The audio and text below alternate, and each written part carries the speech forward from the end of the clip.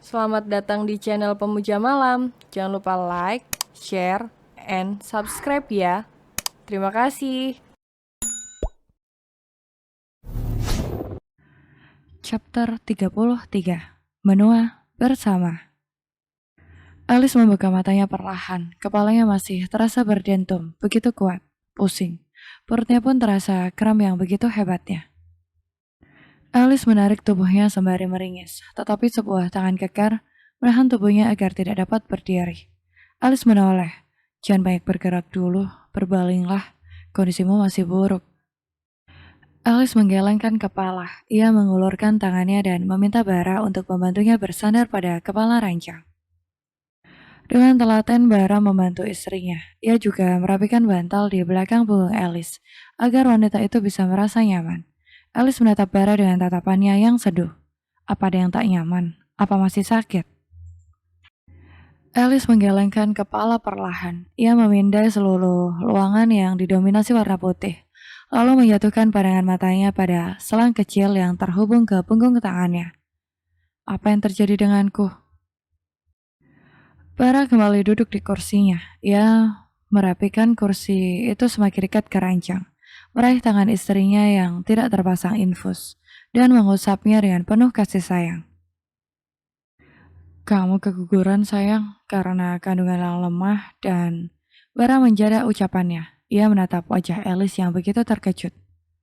Keguguran? Berarti aku hamil. Ulang Alice tak percaya. Bara mengangguk. Jangan lagi mengonsumsi pil itu sayang. Bukan hanya tak bagus buat janin, tapi juga tak baik untuk dirimu. Aku tak ingin terjadi sesuatu padamu. Alice menatap Bara dengan matanya yang mulai berkaca-kaca. Kamu tidak marah padaku, Mas. Maki aku, marah dan hina aku. Aku salah dan aku pantas mendapatkan itu. Ujarnya dengan begitu lirih. Sepasang bulir bening jatuh ke pipi. Rasa sesal itu menghantui, berbaur dengan segala rasa yang tak mengenakan di hati, dan tak kunjung untuk pergi. Tidak, aku tak pantas marah padamu. Aku tahu. Kamu juga tidak tahu akan hal ini kan? Tapi aku minta untuk kedepannya, jangan ada lagi yang kamu sembunyikan dariku. Setiap masalah, ceritakan padaku. Pinta Bara dengan nada yang begitu lembut.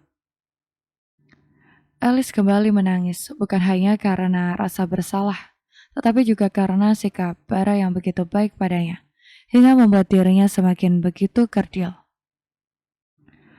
Alice lebih mudah menghadapi Bara yang meluapkan amarahnya daripada Bara yang bersikap lembut, dan sabar seakan begitu mencintainya seperti itu. Bara mengusap air mata istrinya dengan kedua ibu jari, menangkup wajah bermata seduh itu. Maafkan aku, hanya 2 baris kata itu saja yang keluar dari bibir tipis dan merah istrinya. Lupakan semua yang terjadi, kita mulai semuanya dari awal.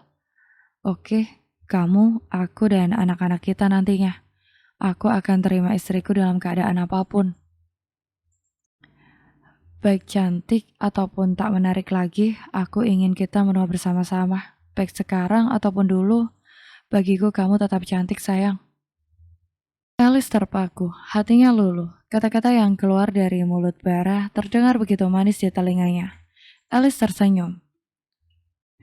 Bara memajukan punggungnya. Ia yang tak tahan dengan godaan bibir sang istri langsung menciumnya dengan lembut dan penuh perasaan, membuat Alice terbuai.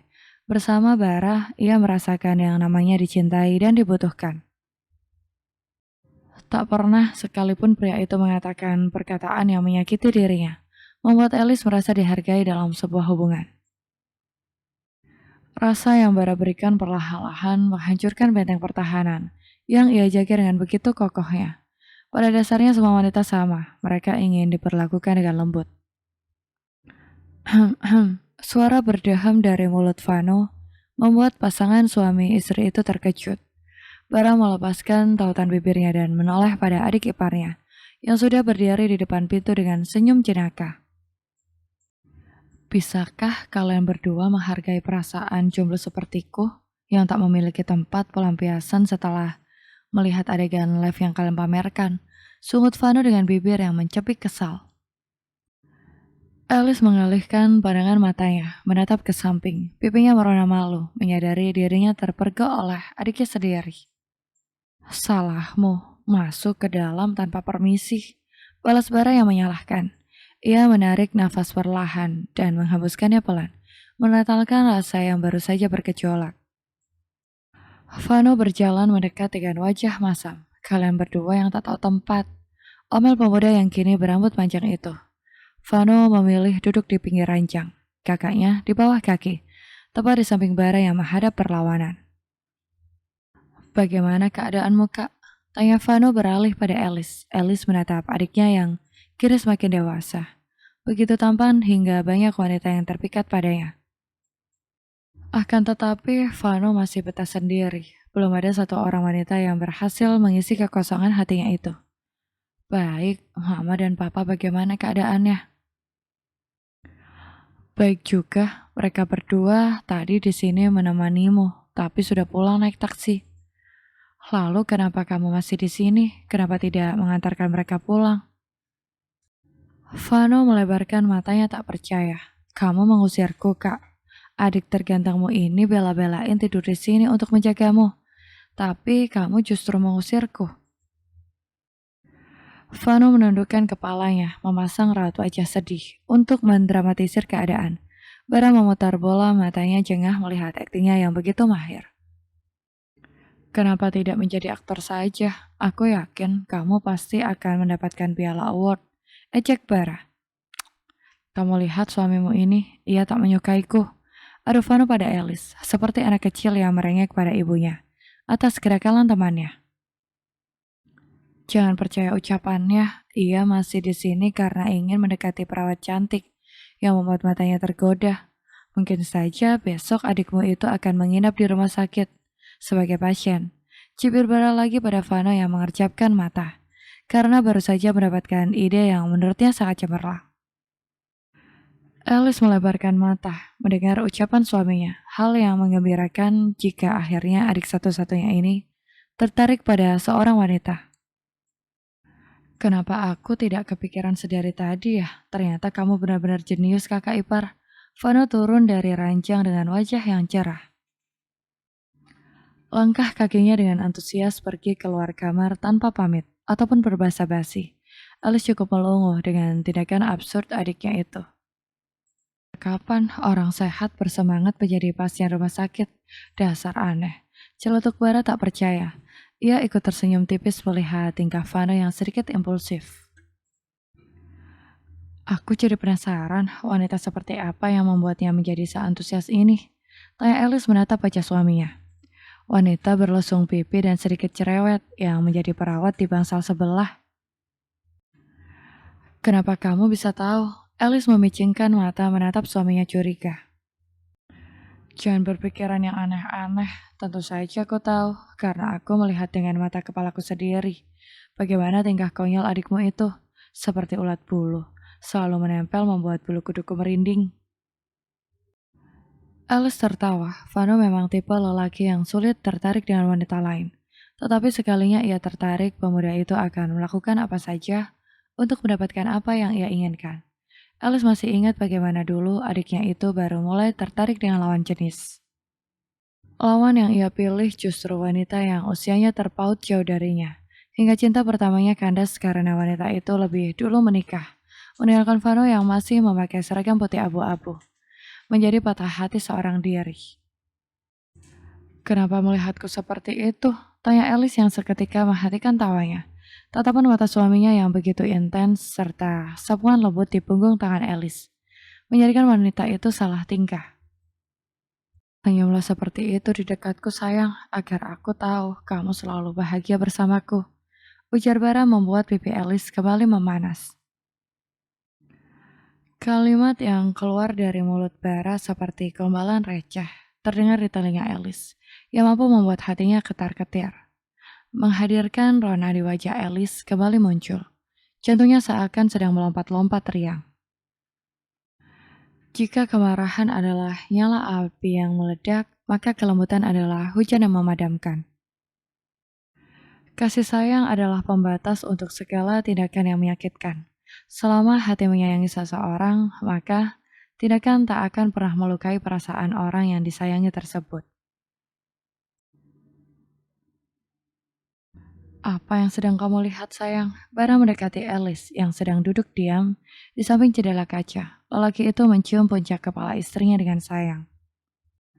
Cahaya matahari pagi masuk melalui celah jendela lantai 2 itu, menerpa wajah cantik tanpa polesan make up yang kemudian tersenyum tipis sebagai sambutan pada sang suami yang baru saja datang.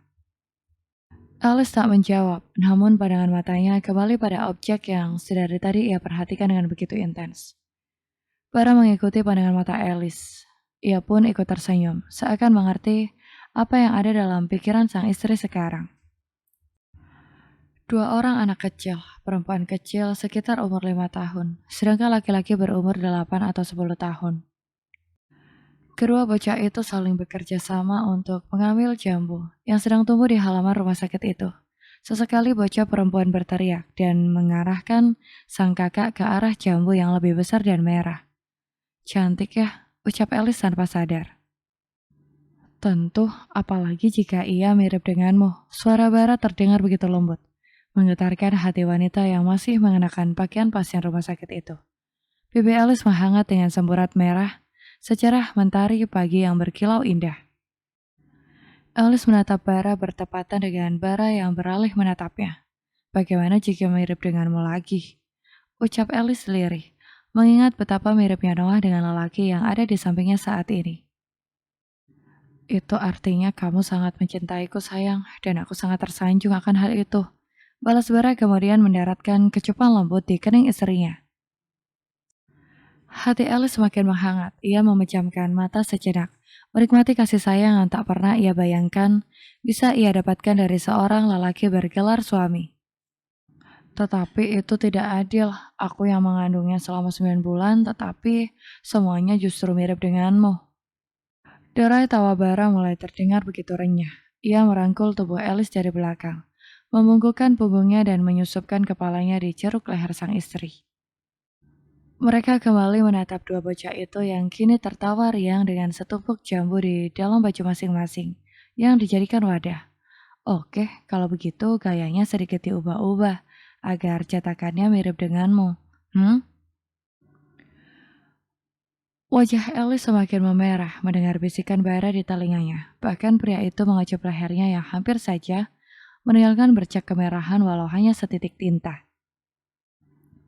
Kita masih di rumah sakit, tegur Alice sembari menepuk pelan pipi suaminya. Bara kembali tertawa. Lelaki itu merasakan kegembiraan yang membuatnya seakan mampu mengarungi hidup di dunia ini untuk 100 tahun lagi. Jika di rumah sakit ada sepasang suami istri yang sedang menikmati kebahagiaan layaknya bunga yang bermekaran di musim semi, sementara di kediaman keluarga Apsara ada sepasang suami istri yang sedang berdebat sengit di pagi yang cerah itu. Mas, kamu dari mana saja? Kenapa jam segini baru pulang? Gisela mengekor di belakang suaminya hingga ke kamar mereka.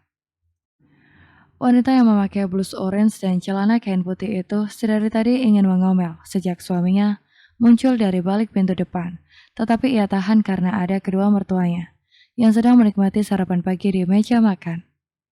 Kamu ini cerewet banget, suami pulang bukannya dilayani malah ngomel panjang seperti kereta api. Marah Gavin, ia membuka kancing bajunya dan melepaskannya, lalu melemparnya ke dalam keranjang yang ada di depan kamar mandi. Mata Gisela memanas melihat bercak merah yang tertinggal di dada suaminya, yang tanpa disadari oleh lelaki itu. Kamu sama siapa semalam, Mas? Gisela mendorong dada bidang Gavin, menatap mata lelaki itu penuh amarah. Hatinya sakit, tertusuk panah berkali-kali. Sekelebat pikiran buruk telah muncul di dalam benaknya. Ia bukan anak kecil yang tak mengerti akan tanda itu. Dan tanda itu bukan miliknya karena hampir 1 bulan ini lelaki itu tidak pernah menyentuhnya kembali. Ya kerjalah, apalagi. Dengkus Gavin yang tak suka diinterogasi. Layaknya pencuri yang tertangkap maling di rumah tetangga. Kerja mengejar wanita maksudmu, Mas? Balas Gisela tak kalah menyentaknya. Ia menunjuk bekas merah yang masih membekas jelas di dada bagian atas sebelah kiri lelaki itu. Sontak Gavin terkejut. Sial, sudah dibilang jangan meninggalkan jejak, masih saja tidak mengindahkan peringatanku. Dasar.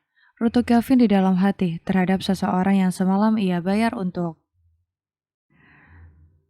Ini, sudahlah, gak usah dibahas lagi. Lagi pula aku tuh lelaki. Selagi aku tidak membawa wanita itu ke dalam rumah ini. Kamu tak perlu khawatir, mereka hanya selinganku. Jawab Gavin begitu santainya. Gisela meremas baju di bagian dadanya. Enak sekali lelaki itu mengatakan kalimat itu dengan nada begitu entengnya. Tapi bisakah ia menghargai wanita itu sebagai istrinya sedikit saja? Selingan, lalu aku kamu anggap apa, hah? Boneka pajanganmu, yang bebas kamu letak dan kamu perintah untuk tersenyum, tanpa memikirkan perasaanku sakit atau tidaknya. Gisela tak peduli lagi jika pertengkaran mereka pagi ini akan membuat seluruh penghuni rumah ini terkejut dengan suaranya yang menggelegar. Ia sudah tak tahan lagi dengan sikap suaminya yang semakin hari semakin menyakiti hatinya. Ia juga tetap wanita yang membutuhkan perhatian dan kasih sayang dari suaminya itu. Gavin menghujamkan tatapannya pada binar manik, mata hitam yang kini telah berlinang air mata. Tak ada rasa kasihan di hati lelaki itu. Hanya ada rasa kesal karena wanita itu kian ikut campur segala urusan pribadinya. Gavin mengangkat tangannya, meraih dagu Gisela dan mencengkramnya erat hingga bibir wanita itu menjadi monyong ke depan. Gisela meringis dengan rasa sakit yang mendera pipinya. Jangan sok mengatur hidupku jika kamu tidak bisa menjadi istri idaman seperti yang aku mau. Yang kamu butuhkan dariku hanya uang, kan? Jadi, nikmati saja uang yang aku berikan, lalu patuhlah. Bukankah dulu kamu yang mengatakan padaku, jika kamu bahkan bisa lebih hebat dari Alice, jika kamu menjadi istriku? Sekarang, apa buktinya? Bahkan seujung kuku pun kamu tak bisa dibandingkan darinya. Jadi, kamu menyesal telah menikah denganku, Mas. Bukannya kamu sendiri yang tidak tertarik dengan mantan istrimu itu. Bahkan selama pernikahan kalian, kamu justru mengabaikannya. Kenapa kamu sekarang justru membandingkan aku dengannya? Sekarang aku istrimu, bukan Alice ataupun Yona itu. Dan aku tak terima kamu doakan seperti ini. Berang Gisela yang sudah dilingkupi dengan emosi. Lalu apa maumu sekarang? Bercerai dariku? Tantang Gavin yang kini di atas angin. Ia tak peduli apa yang diinginkan wanita itu selanjutnya. Toh Gisela tak akan pernah bisa lepas darinya. Perempuan itu membutuhkan uangnya untuk hidup dan memenuhi keinginannya menjadi nyonya keluarga kaya. Jadi tak akan mungkin Gisela meninggalkannya, pikir Gavin. Gavin menatap sinis Gisela yang terdiam dengan kedua tangan yang terkepal di bagian sisi tubuhnya. Bara api di dalam dada semakin meningkat suhunya, panas dan mengeras, seperti bom waktu yang menunggu detik-detiknya untuk meledak dan menghancurkan. Bersambung.